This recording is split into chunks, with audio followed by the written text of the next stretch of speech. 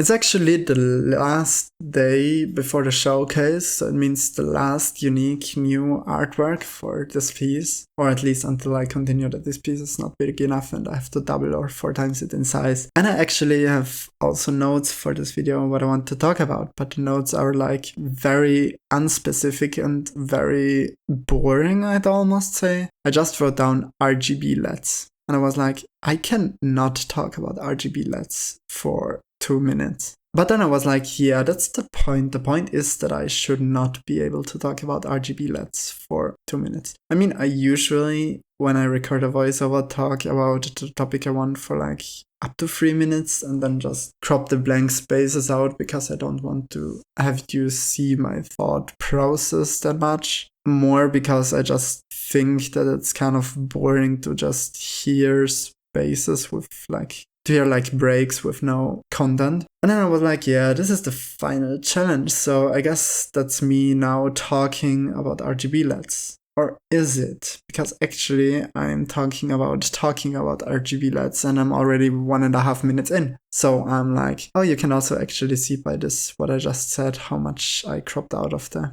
voiceover. But I guess you don't care about that. Anyway, let me tell you something about RGB LEDs. I don't hate RGB LEDs, but I also don't extremely like RGB LEDs. It depends on what kind of RGB LEDs we speak.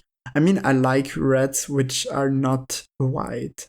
I like, for example, red LEDs or blue LEDs or green LEDs. And I also like the combination of it sometimes, which then results in an RGB LED.